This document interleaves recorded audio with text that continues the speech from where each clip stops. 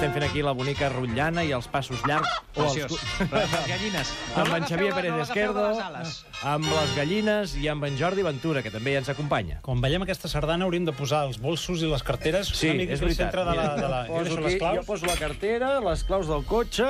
I a aquí els vigilar, dic. que no ja robi està. ningú. I la coca de llardons.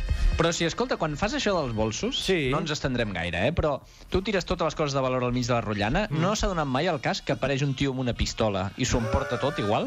Cuando roban no está la patrulla. No, clar, és que al voltant de les sardanes no hi ha Mossos. No s'ha produït mai que on hi ha tots els bolsos fos una tapa de claveguera i algú l'aixequés i s'ho emportés tot per sota? Et felicito, fill. No, a veure, són coses... Tonto l'últim! Esclar. Ara qui va agafar? També.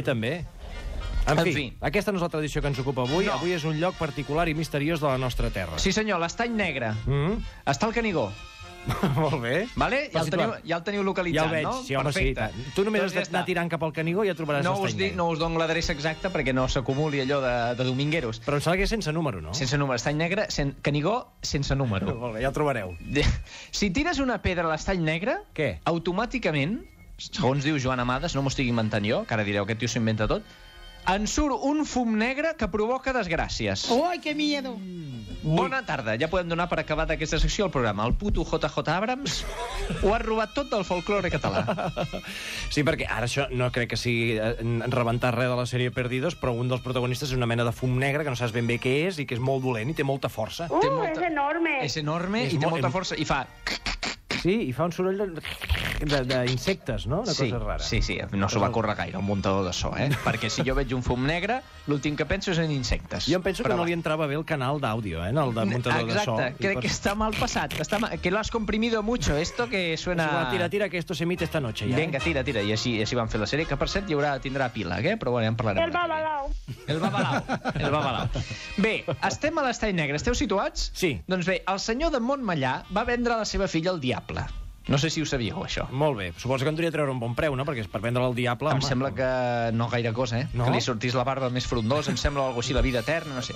Total, el diable se la va endur al seu palau, que està sota l'Estany Negre, Ara. i al cap de 7 anys la noia es va escapar. No sé com, perquè noi, marxar d'un palau que és del diable i que està sota l'Estany Negre... Sí. Bé, I després de 7 anys que ja li has d'haver agafat carinyo. Clar, home, el diable en una setmana ja te'l coneixes. Una notícia molt bona. Oi que En sí? fi, què va fer? Va escapar-se i va poder explicar a tota la gent de la contrada les bestieses que feia el diable i les bruixes d'allà, i la gent va ser molt feliç perquè els explicava quines putades els hi feia, com prevenir-se de les bruixes, etc. Noi, la noia dona consells tan útils com aquest. Si pesques una truita a l'Estany Negre, la fots a la paella i la truita torna a la vida i s'escapa per la xemeneia, és que està posseïda pel diable.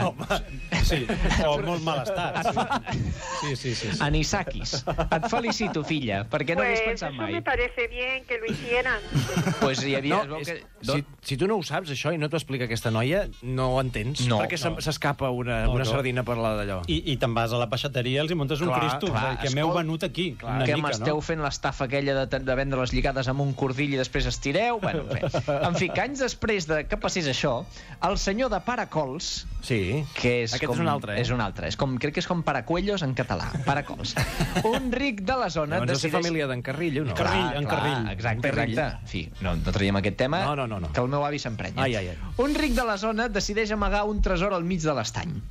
Envia una tropa de soldats a portar-lo... Bueno, aviam, no entrarem aquí perquè se li cut un tio enviar or al mig de l'estany. No. Però, I com disposa d'una tropa de soldats per fer aquestes home, feines? és el senyor de Paracols, Ah, llavors soldat, sí, home, i tant. Total, que veuen que hi ha massa or quan ja porten mig camí fet i la barca es comença a enfonsar.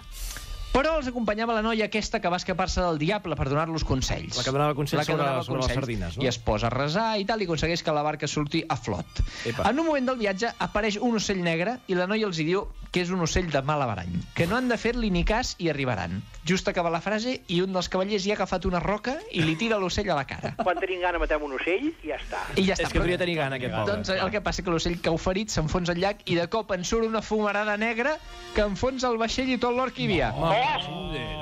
O sigui que ja sabeu, si sabeu l'adreça i teniu collons, encara trobareu or. Moraleja, Sí. no pedregueu ocells.